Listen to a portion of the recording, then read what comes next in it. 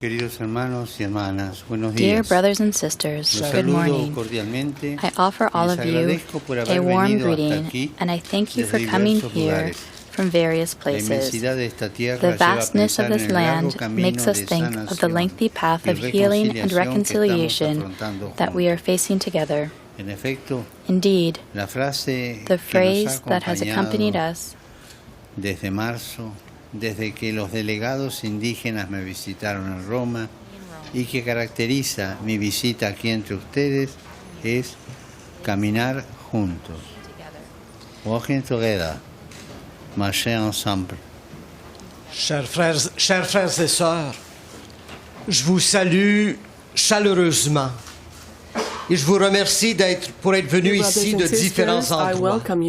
I welcome you for having come L'immensité here. de cette terre fait penser à la longueur du parcours de guérison et de réconciliation auquel nous sommes confrontés ensemble.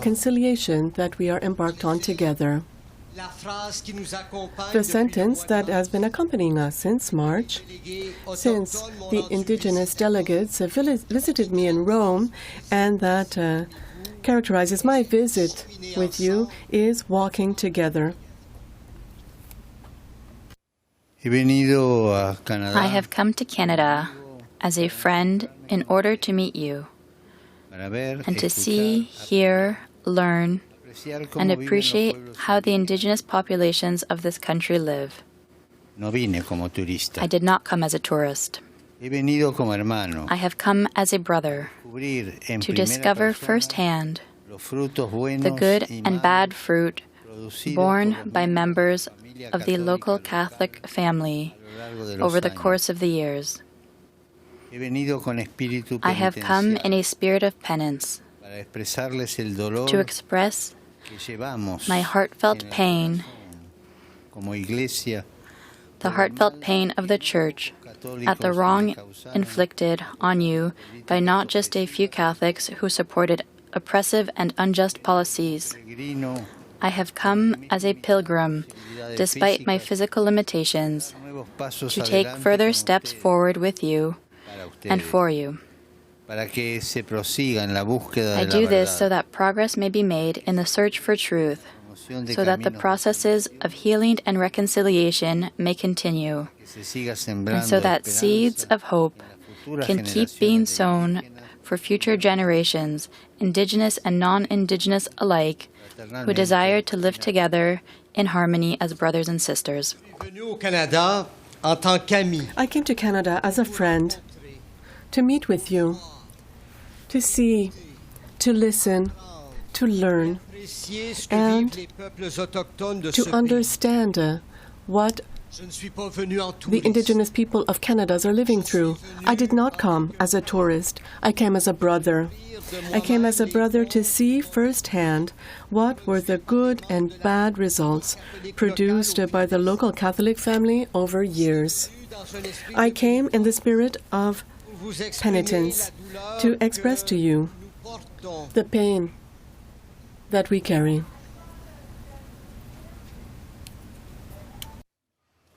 Pour vous exprimer la douleur que je porte dans mon to cœur, express to you the pain that I carry in my heart and that we carry as a church for the harm that some Catholics did because they supported unjust policies. I came as a pilgrimage with my limited physical ability to make new steps forward with you, for you, to continue the search for truth, to progress in the promotion of healing and reconciliation, in order to go forward in hope for future generations of Indigenous and non-Indigenous people who want to work together and live together in harmony. Now that I'm nearing the end of this intense pilgrimage, I want to tell you that although I came with these desires, I am now returning home greatly enriched. I bear in my heart that incomparable treasure of all those individuals and peoples who have left a mark on me, the faces, smiles, and messages that remain with me. the unforgettable stories and natural beauties, the sounds, colors, and emotions that touched me deeply. I would like to say, because I'm almost at the end of this very intense pilgrimage, that I am going home much the richer for this experience. I have in my heart the incomparable treasure composed of people, of faces, of smiling faces, and of words that now inhabit me, of stories, of places that I will never forget, of sounds, of colors, of emotions that vibrate. I can truly say that while I came to be with you, it was your life and experiences, the indigenous realities of these lands that have touched me, remained with me, and will always be a part of me. I dare say, if you will allow me, that now, in a certain sense, I also feel I am a part of your family, and for this I am honored. The memory of our celebration of the Feast of St. Anne with different generations and so many Indigenous families will always be impressed on my heart. In a world that, tragically, is often all too individualistic, how precious is your profoundly genuine sense of family and community. How important it is to cultivate properly the bond between young and old, and to maintain a healthy and harmonious relationship with all of creation. Vraiment, I can tell you that when I came here to visit, it is your reality, the Indigenous realities, that left a huge impression on my soul. They will always be with me. If you'll allow me, I will say that now, in a certain way, I feel like I am part of your family, and I'm honored by this. The memory of the Saint Anne celebration with many different generations and Indigenous families have left an indelible mark on my heart.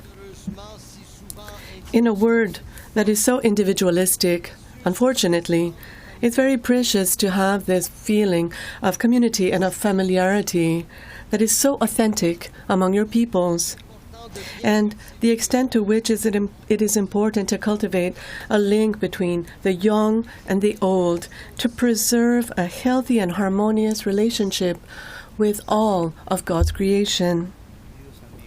Dear friends, I would like to entrust all that we have experienced in these days and our pursuit of the path that lies ahead to the loving care of those who best understand how to protect the most important things in life.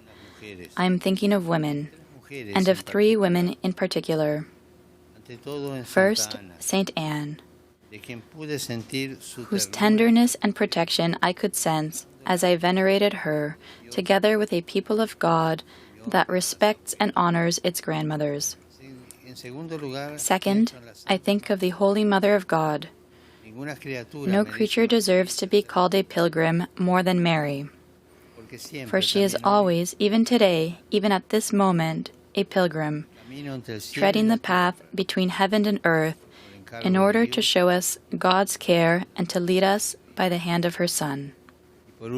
Finally, my thoughts and prayers in these days have focused on a 3rd woman, whose gentle presence has accompanied us and whose remains are kept not far from here. I am thinking of Saint Quebec City. We venerate her for her holy life, but we can well imagine that her sanctity, marked by an exemplary devotion to prayer and work, and her ability to endure many trials with patience and meekness, were also made possible by certain noble and virtuous traits inherited from her community and the Indigenous environment in which she grew up. Dear friends, I would like to thank the Lord for what we have experienced and for the journey that awaits us. For those who understand what is important in life, I think of women, 3 women in particular. First of all, Saint Anne. I felt her tenderness and her protection by venerating her with the people of God that recognizes and protects grandmothers. Now I think of the Holy Mother of God. No other woman would deserve more than her to be called a pilgrim, because today, even now, she is journeying between heaven and earth in order to take care of us in the name of God and to take us by the hand to lead us toward her Son. In the end, my prayers and my thoughts these days have turned towards a 3rd woman, the sweet presence that has accompanied us, and her relics are conserved not too far from here. I speak here of Saint Catherine Tekakwitha. We venerate her for her saintly life, but can we not think that her saintly life, marked by exemplary devotion in prayer, in work, also by her ability to go through very difficult trials with patience, with sweetness, was made possible by some noble traits inherited from her community and the indigenous environment where she grew up. These women can help us to come together and start to weave anew a reconciliation that can uphold the rights of the most vulnerable in our midst and look at history without resenting or forgetting it. 2 of them, Our Lady and Saint Kateri, received from God a plan for their lives, and without asking any man, courageously gave their yes.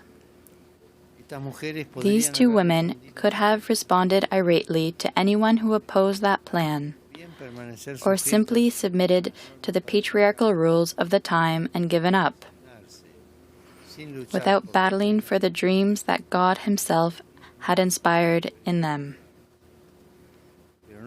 They chose not to do that, but instead, with meekness and determination, with prophetic words and decisive gestures, they blazed a trail and accomplished what they had been called to do.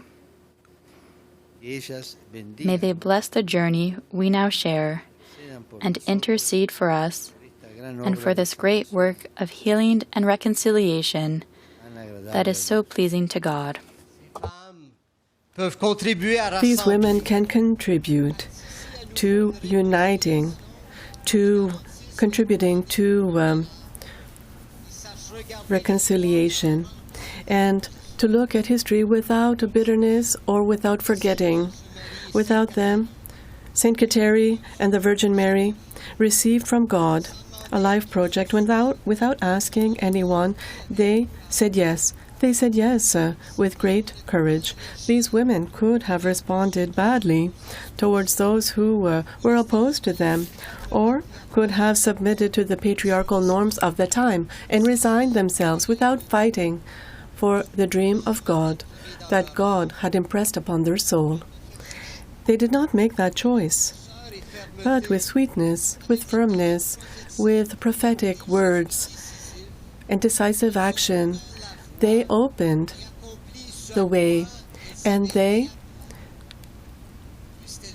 responded to the call, which is to bless our common journey, to intercede in our name, and for this work of healing and healing and reconciliation. I bless all of you from my heart, to God. And I ask you, please, to continue to pray for me. I bless you with all my heart, and I ask you, please, to continue to pray for me.